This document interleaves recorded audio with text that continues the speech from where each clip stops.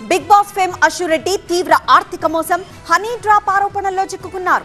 పెళ్లి చేసుకుంటానని నమ్మించి ఒక సాఫ్ట్వేర్ ఇంజనీర్ ను కోట్లాది రూపాయలు ముంచేశారనే ఫిర్యాదుతో హైదరాబాద్ సిసిఎస్ పోలీసులు రంగంలోకి దిగారు.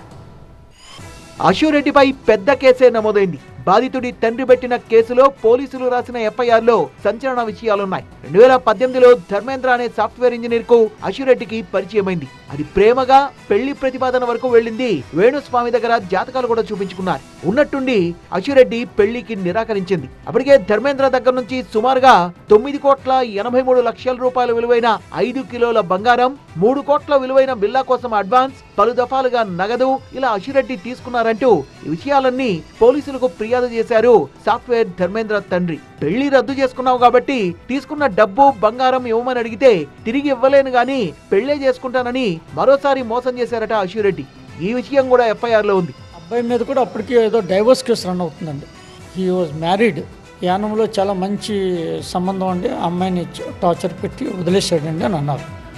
వన్ ఫైన్ డే మళ్ళా ఒకరోజు డిమాండ్ చేశారు. ఏంటి వస్తున్నారు? మాకు ఇష్టం లేదండి, మీరు అన్నిసార్లు మీరు అర్థం చేసుకోవాలి, మీరు ఫోన్ చేసేటప్పుడు మేము ఏదో రకంగా మేము ప్రొలాంగ్ చేస్తుంటే you should understand that we are not interested.